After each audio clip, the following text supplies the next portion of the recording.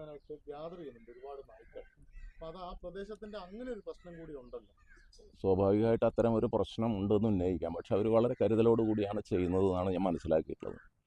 നമുക്ക് ഏതായാലും ഇത്തരം ഒരു പ്രശ്നം ഉയർന്നു വന്ന സ്ഥിതിക്ക് സുരക്ഷിതമായി അവരുടെ തൊഴിലെടുക്കാൻ കൂടിയുള്ള സൗകര്യങ്ങൾ ഉണ്ടാക്കി അത്തരം മാംസാവശിഷ്ടങ്ങളുണ്ടെങ്കിൽ സംസ്കരിക്കാനുള്ള സംവിധാനം പഞ്ചായത്ത് കൂടി ചേർന്ന് ഇവിടെ ഉണ്ടാക്കാൻ വേണ്ടിയുള്ള ഈ പ്രശ്നത്തിൻ്റെ അടിസ്ഥാനത്തിൽ ആലോചിക്കേണ്ടതാണെങ്കിൽ അത് ആലോചിക്കാം. നമുക്ക് അവരുടെ തൊഴിൽ നഷ്ടപ്പെടുത്താനാവില്ല. അവർക്ക് ആവശ്യമായ സംസ്കരിക്കാൻ ആവശ്യമായ സൗകര്യം ഉണ്ടാക്കി കൊടുക്കും.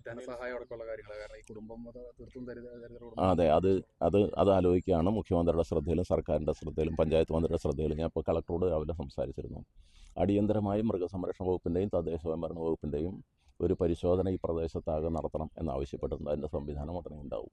ഇപ്പോൾ അതിൻ്റെ പോസ്റ്റ്മോർട്ടത്തിന് ആവശ്യമായ തയ്യാറെടുപ്പിന് ഇവിടെ പഞ്ചായത്തും നാട്ടുകാരും എല്ലാം കൂടി സഹായിക്കുന്നത്. തുടർ ചികിത്സയ്ക്ക് ആവശ്യമായ സഹായങ്ങളും നൽകും.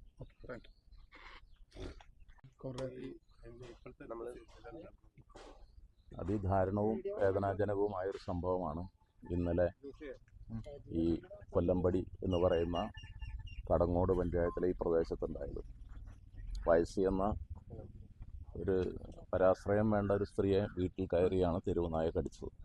അതിൻ്റെ ഭാഗമായി മരണം സംഭവിച്ചു. മകനും ഇതുപോലെ ശാരീരിക സുഖമില്ലാത്ത ഒരാളാണ്. അദ്ദേഹത്തിനും കടിയേറ്റിട്ടുണ്ട്. നായയെ ഇന്നലെ കണ്ടെത്തിയിട്ടുണ്ട്. അതിനെ പിടിച്ചു കെട്ടിയിട്ടുണ്ട്. അത് പരിശോധിക്കുകയാണ്.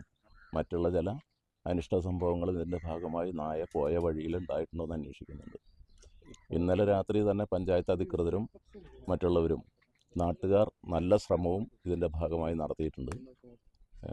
സ്വാഭാവികമായും തെരുവുനായുടെ ശല്യം കേരളത്തിലൊരു പ്രശ്നം തന്നെയാണ്. വലിയ തോതിലുള്ള അക്രമങ്ങൾ മുമ്പും ഉണ്ടായിട്ടുണ്ട്. പക്ഷെ പഞ്ചായത്തുകൾക്കും നിലവിലുള്ള നിയമാനുസരിച്ച് സർക്കാരിന് ചെയ്യാവുന്നത് ഇത് ABC പദ്ധതി മാത്രമാണ്. ബർത്ത് കൺട്രോൾ എന്നുള്ള സ്ഥിതി മാത്രമാണുള്ളത്. സംസ്ഥാന സർക്കാർ ഈ കാര്യത്തിൽ ഗൗരവപ്പെട്ട ഇടപെടൽ നിയമസഭയിൽ നടത്തിയിരുന്നതാണ്.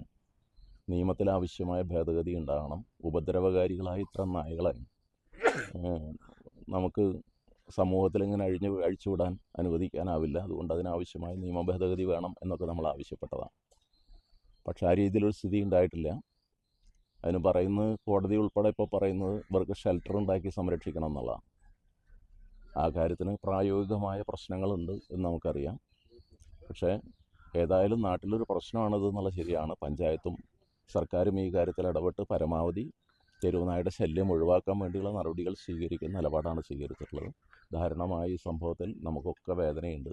ആ കുടുംബത്തിൻ്റെ മറ്റു കാര്യങ്ങളിൽ നല്ല ശ്രദ്ധയുണ്ടാകും എന്നുള്ള കാര്യമാണ് പറയുന്നത്.